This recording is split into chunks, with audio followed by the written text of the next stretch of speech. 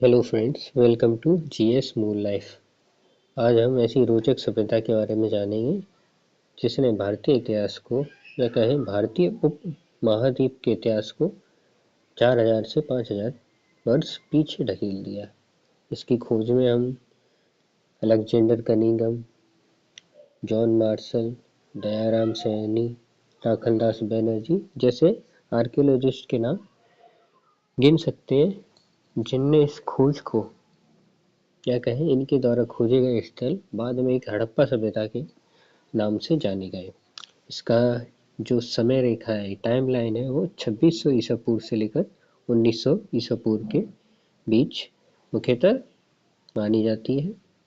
और इसका अगर विस्तार देखें तो भारत, पाकिस्तान, अफगानिस्तान यानी कि काफ़ी विस्तृत क्षेत्र में हम इसे देख सकते हैं। जैसे इस मैप में आप देख सकते हैं, जैसे कई स्थल आपको दिख रहे होंगे जिसमें हड़प्पा, ये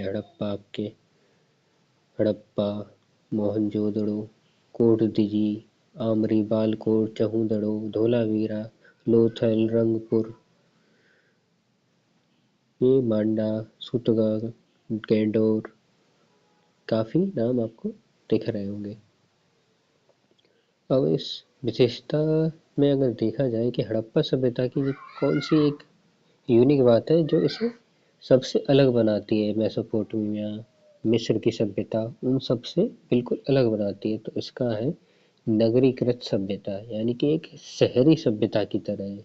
शहरी सभ्यता में आपकी कौन सी विशेषता इसको सबसे अलग कर रही है? जल निकास की प्रणाली, वर्षा जल संरक्षण, ढकी हुई नालियाँ, यानी कि यह एक प्लांट सिटी की तरह देखने में हमें मिलती है।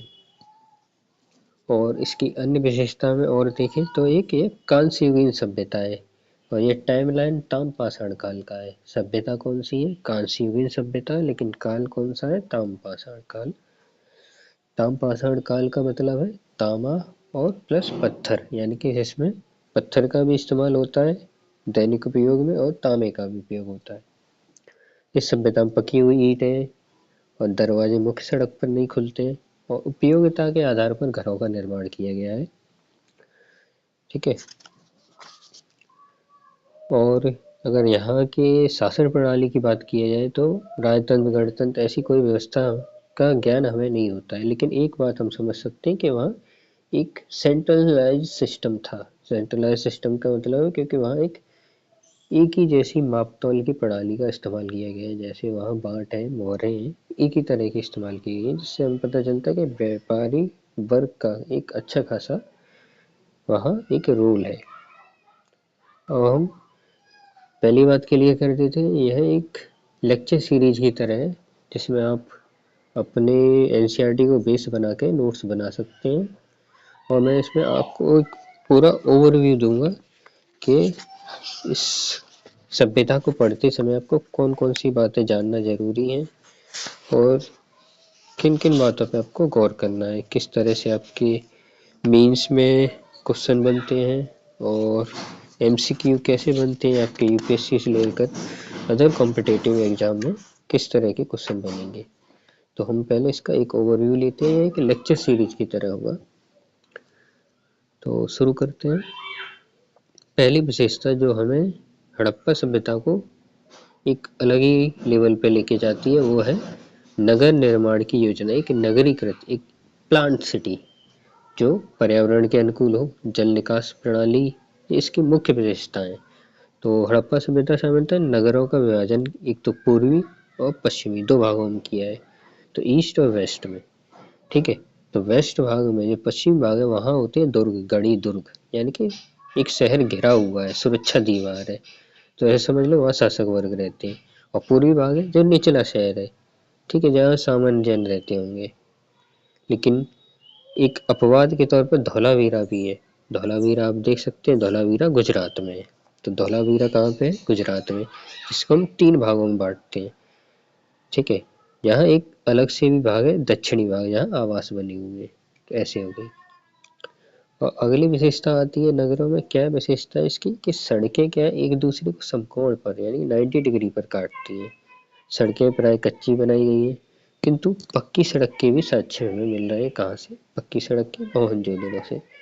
तो इसको जो काटती है 90 डिग्री पर, इसको क्या बोलते हैं? नगरों तथा घरों के विन्यास के लिए ग्रिड पद्धति अपनाई गई है।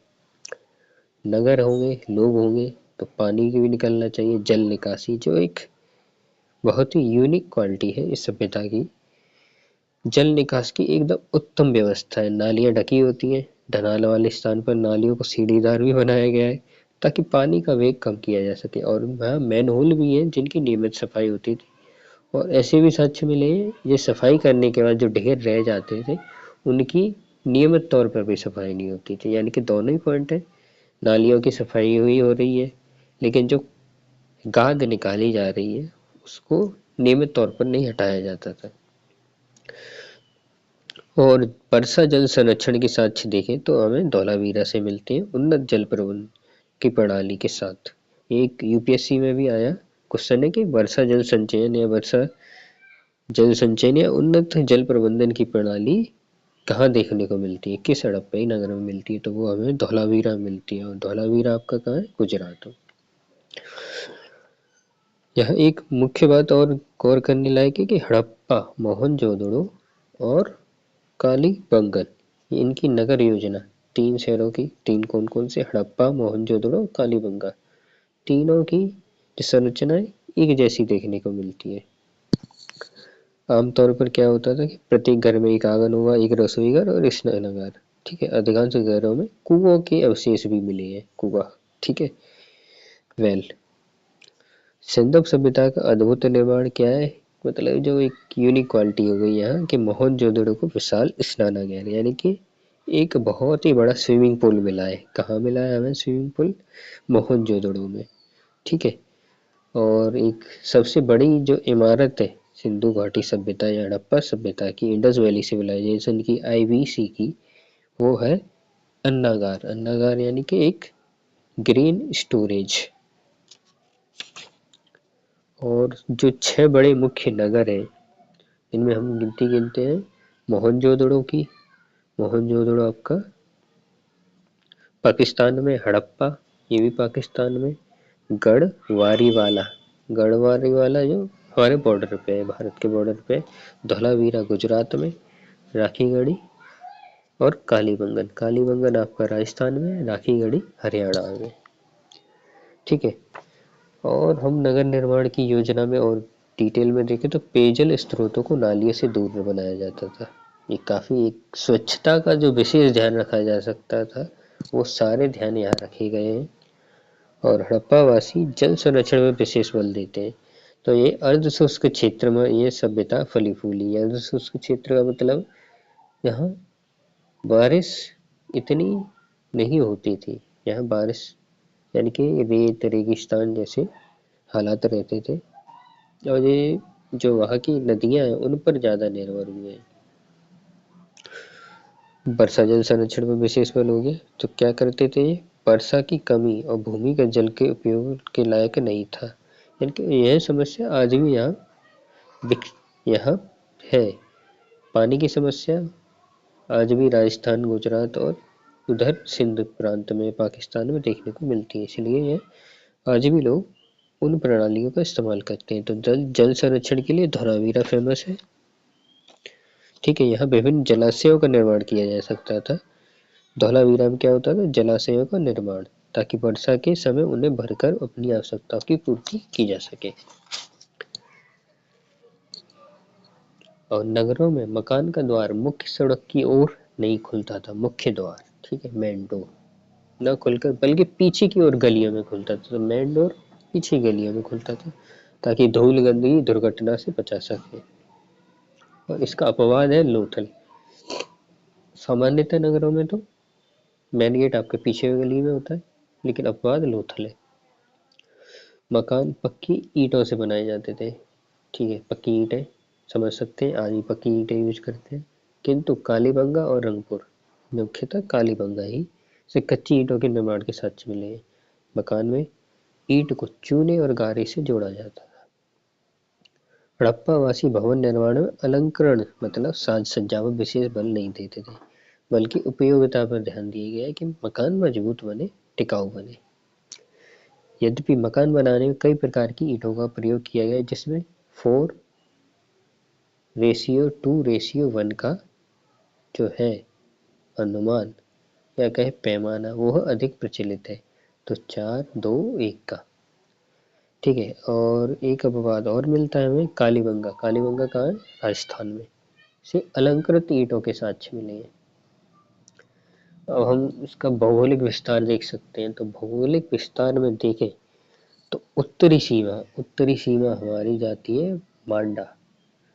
तो उत्तरी सीमा पर हम अगर देखें तो आप चित्र में देख सकते हैं, सबसे ऊपर कश्मीर के पास, जम्मू कश्मीर की जो उत्तरी सीमा वह मांडा मांडा ठीक है, तो मांडा में हमें क्या दिखता है, ये उत्तरी सीमा है सिंधु घाटी सभ्यता की। और दक्षिणी सीमा में हम देखें तो इसकी सीमा जाती है दैमाबाद महाराष्ट्र। ठीक है, दक्षिणी सीमा। और इसकी पश्चिमी सीमा वेस्ट साइड में हम देखें तो आपको दिख जाएगा ये अफगानिस्तान पाकिस्तान बॉर्डर पर अरब सागर के पास सुत का गैंडोर। ठीक है, और इसकी उत्तरी सीमा जो आलमगीरपुर। ठीक है, ये मैप में नहीं दिख रहा है लेकिन उत्तर प्रदेश समझ सकते हैं। उत्तर प्रदेश में आलमगीरपुर को हम इसकी पूर्वी सीमा कहते हैं। अब इसमें हम देख सकते हैं कि कौन कौन सी नदी किस किस में है। तो मांडा में आपको चेनाब नदी मिलेगी उत्तरी सीमा, और महाराष्ट्र दैमाबाद में कोई नदी नहीं है। पश्चिमी में सुतकेंडोर में आपको दास्क नदी, ये एक बलूचिस्तान वाला एरिया है। ठीक है, ये वही बलूच है जो आपको धुरंधर मूवी में देखने को मिले थे, ये वही बलूच की बात कर रहे हैं। तो दास्क नदी, सुत का गैंडोर और आलमगीरपुर जो हमारा पूर्वी साइड है वहाँ आपको मिलेगी हिंडन नदी। अब यहाँ हम कुछ हड़प्पा स्थल के कौन कौन सी जगह है हड़प्पा स्थल उनके बारे में थोड़ा जानने की कोशिश करेंगे। जैसे अफगानिस्तान में आपको सोरतुगोई यहाँ नहर मतलब नहर के साक्ष्य मिले हैं। नहर का साक्ष्य, नहर मतलब कैनाल, कृत्रिम नहर। ठीक है, पहली नहर हड़प्पा सभ्यता की पहली नहर के साक्ष्य अफगानिस्तान सोरतुगोई। और मंडीगक ये अफगानिस्तान में। राजस्थान में आपको मिलेगा कालीबंगा। कालीबंगा का मतलब है काले रंग की चूड़ियाँ, ब्लैक बैंगल्स, कालीबंगा, जुते हुए खेत के साक्ष्य कालीबंगा से। और सिंध पाकिस्तान में आपको मिलेंगे मोहनजोदड़ो, चौहूदड़ो, आमरी, कोटदीजी। ठीक है, मोहनजोदड़ो का जो शाब्दिक अर्थ है वह है मृतकों का टीला, मुर्दों का टीला। और मोहनजोदड़ो आपके सिंधु नदी के किनारे। तो मैप में आप देख सकते हैं ये सिंधु नदी जा रही है मोहनजोदड़ो के पास से। पंजाब को अगर भौगोलिक रूप से देखते हैं तो पश्चिम पंजाब और पूर्वी पंजाब के रूप में देखते हैं। पूर्वी पंजाब भारत में और पश्चिम पंजाब पाकिस्तान में। तो पश्चिमी पंजाब है आपका हड़प्पा, ये पाकिस्तान में है। तो हड़प्पा कौन सी नदी के किनारे है, तो ये क्वेश्चन जरूर बनता है कि कौन सा शहर किस नदी के किनारे है। तो सिंधु मोहनजोदड़ो के किनारे है और हड़प्पा रावी नदी के किनारे है। अब पूर्वी पंजाब जो भारत में है, तो भारतीय पंजाब में कौन कौन से हो गए आपके, रोपड़ हो गया, बारा हो गया, संगोल। और उत्तर प्रदेश में आपके आलमगीरपुर, हुलास। गुजरात में है कच्छ, देसलपुर, सुरकोट या सुरकोटदा। ठीक है, ये बंदरगाह भी है। धौलावीरा। ठीक है, गुजरात में। काठियावाड़ में आपका लोथल हो गया और रंगपुर। लोथल क्या है आपका, पोर्ट सिटी है, बंदरगाह। ठीक है, सुरकोटदा से हमें क्या है, घोड़े के साक्ष्य मिली है, घोड़े के अवशेष वगैरह मिले। धौलावीरा हो गया हड़प्पा सभ्यता का एकमात्र स्थल या स्टेडियम है, खेल का मैदान। ठीक है, वर्षा जल संरक्षण की बात हो ही गई, धौलावीरा से मिलती है देखने को। हरियाणा बनावली, बनावली से हमें मिट्टी का हल मिलता है, यानी कि हल मतलब खेत जोतने के लिए जिस हल फावड़े का यूज करते हैं हल मिलता है। थातल हो गया हरियाणा में, राखी गढ़ी हिसार, ठीक है। और राखी गढ़ी से हमें एक कपल की कब्र मिलती है, यानी कि युगल समाधान, जॉइंट जो होता है मोर्चरी टाइप का, जॉइंट युगल समाधान है, समाधान यानी कि सब मिले हैं दोनों, ठीक है, जोड़ी में, ठीक है।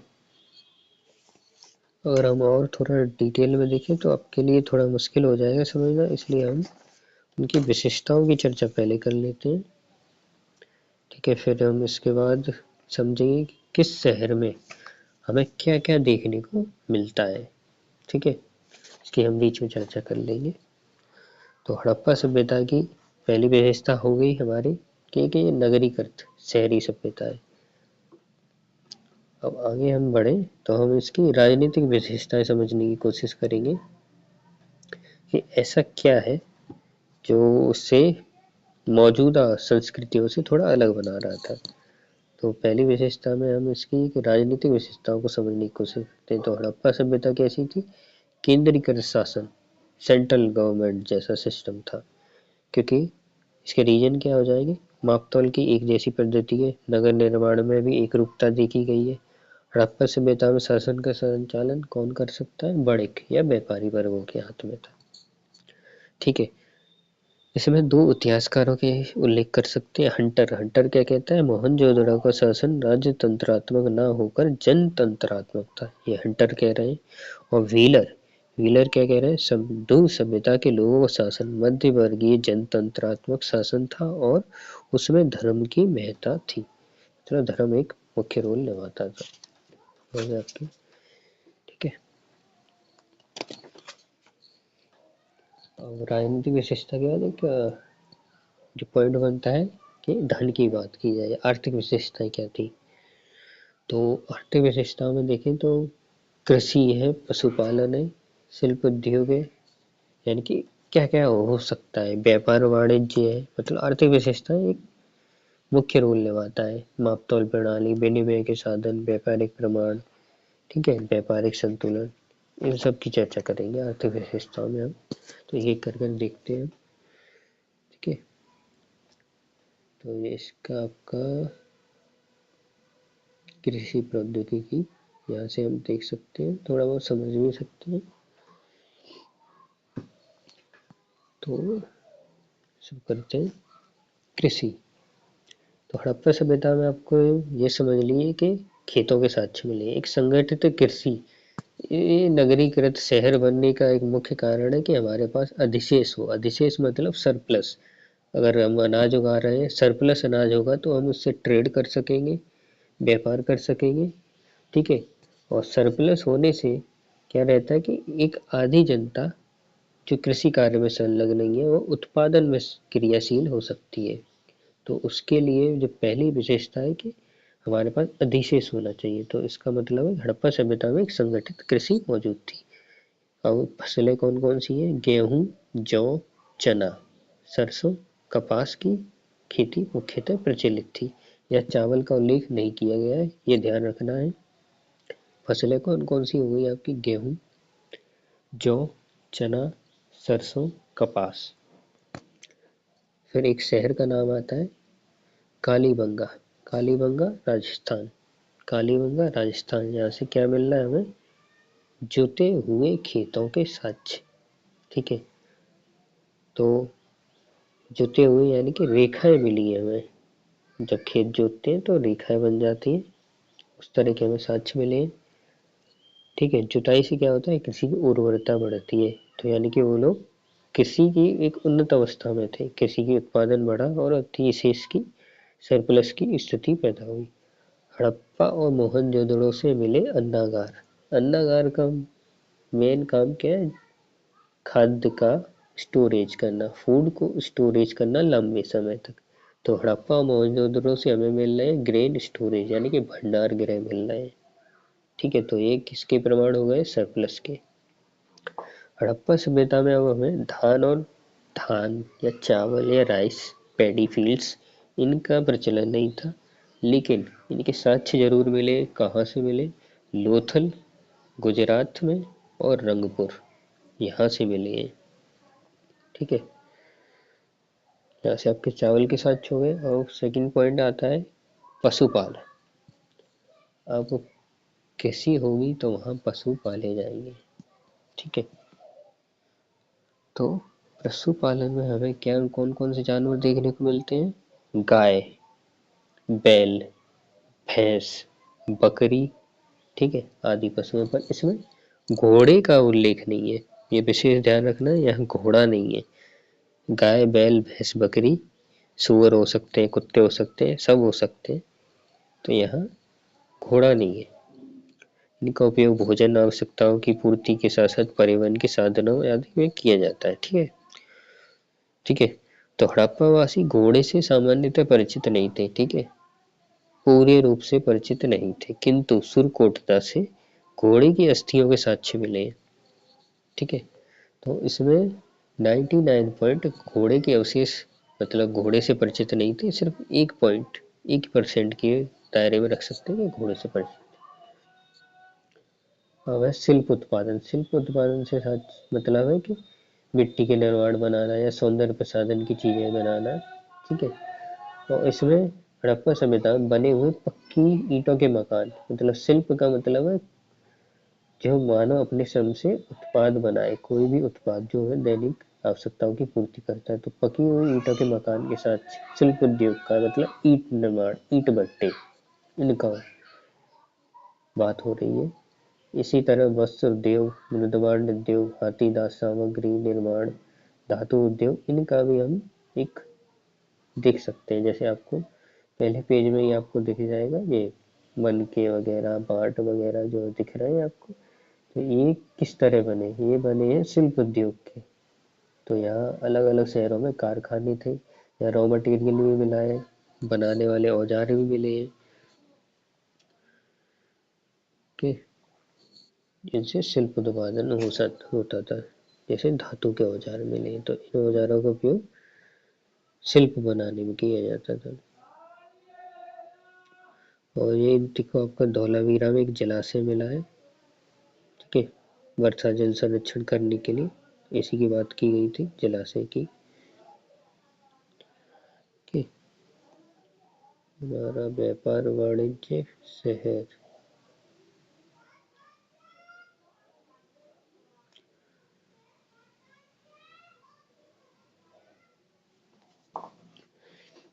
तो व्यापार वाणिज्य में सिंधु काल में क्या करते थे? विदेशों से हम वस्तुओं का आयात करते थे। तो कौन कौन सी चीज कहाँ से लाई जाती थी सिंधु घाटी सभ्यता में? तो तांबा आपका खेतड़ी, खेतड़ी का है राजस्थान में, गणेश्वर खेतड़ी, यहाँ से लाया जाता था, बलूचिस्तान से और ओमान से। ठीक है, ओमान का आपको एक एम्फोरा दिखा देते हैं। ओमान में एक सिंधु घाटी सभ्यता, ओमान, ये आपके मन के औजार हो गए, शिल्प उत्पादन की जानकारी हो गई, मिट्टी के बने मृदभांड वगैरह। ये रहे माल प्राप्त करने की संबंधी नीतियां, जो माल कहाँ से हम लाते थे, उपमहाद्वीप तथा उसके आगे से आने वाला माल, हम इसी की चर्चा कर रहे हैं कि कहाँ से क्या लाया जाता है। जैसे आप देख सकते हैं खेतड़ी अंचल, राजस्थान से तांबे के लिए और दक्षिणी भारत सोने के लिए। इसके अलावा हम विदेशों से भी हम मंगाते थे। मगान हो गया आपका, मगान यहाँ अरब सागर से थोड़ा आप यहाँ देखेंगे मगान, तो मगान आपका ओमान है।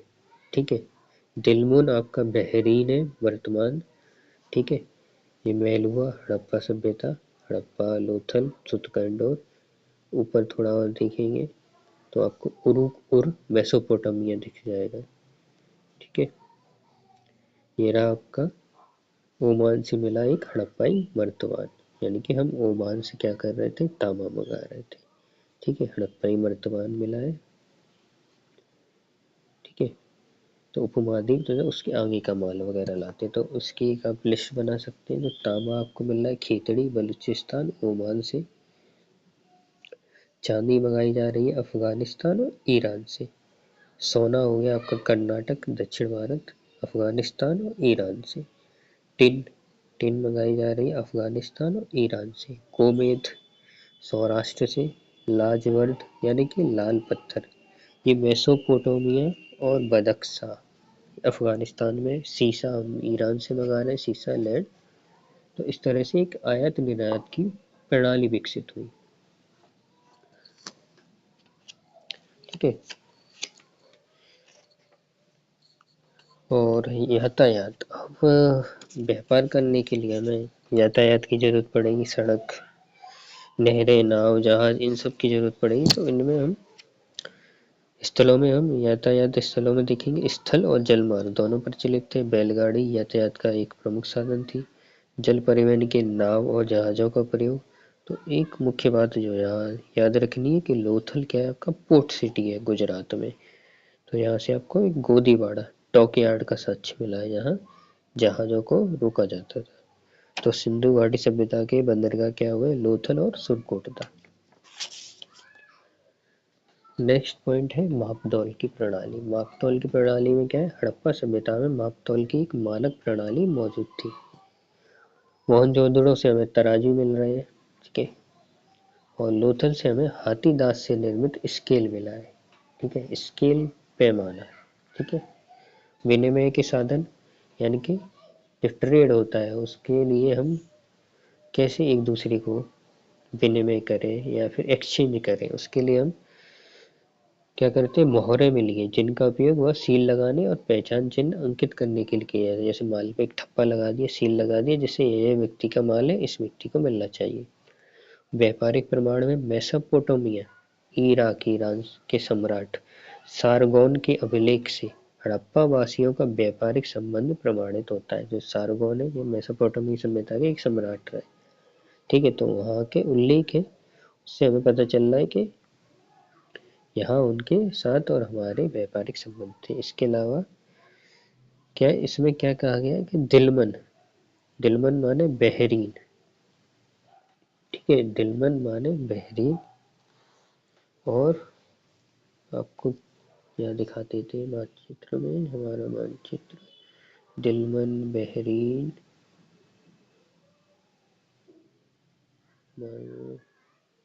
सोदपुरदा, दिल, ये रहा में। तो आपका ये दिलमन देख सकते हैं, बेहरीन, और क्या है आपका मगान। ठीक है, मगान। ठीक है, दिलमन वर्तमान बहरीन, और मगान आपका ओमान, वर्तमान ओमान, और मेलुआ, मेलुआ यानी हड़प्पावासी, इन तीनों के बीच क्या है, संबंध थे। तो सारगोन का अभिलेख क्या कहता है, इन तीनों के व्यापारी हमारे यहाँ सामान लाते हैं। मेसोपोटामिया, तो कि हड़प्पा से चले, फिर मागान ओमान पहुंचे, दिलमुन बहरीन पहुंचे, फिर गए हम मेसोपोटामिया। तो यहाँ तीनों के व्यापारी आते हैं। इस व्यापार में दिलमन क्या है, मीडिएटर, मध्यस्थ का भूमिका निभाता है। ठीक है, अब नेक्स्ट पॉइंट आ जाता है कि हमारा ट्रेड का बैलेंस कैसा था, व्यापारिक संतुलन कैसा था। व्यापारिक संतुलन हड़प्पा सभ्यता के पक्ष में था। ठीक है, क्यों, हमेशा ट्रेड से ज़्यादा लाभ उन्हें मिलता था। इस विकसित व्यापारिक तंत्र ने नगरों के उदय को संभव बनाया, तभी ये सिटी फली फूली। अतः प्रशासनिक केंद्र के रूप में हड़प्पा और मोहनजोदड़ो अस्तित्व में आए। लोथल बंदरगाही नगर के रूप में विकसित हुआ। हड़प्पा सभ्यता की यह आर्थिक प्रगति उनके नगर निर्माण की योजना में दिखाई देती है, यानी कि अब ये नगर बने। हड़प्पा, मेलुआ, सुतकोंडोर, लोथल, मोहनजोदड़ो, इन सब का विकास हुआ। ठीक है, आज का वीडियो यही समाप्त करते हैं। फिर इसके बाद हम हड़प्पा समाज और आगे की जो भी स्थिति है उनकी चर्चा करेंगे। तो थैंक यू फॉर लिसनिंग।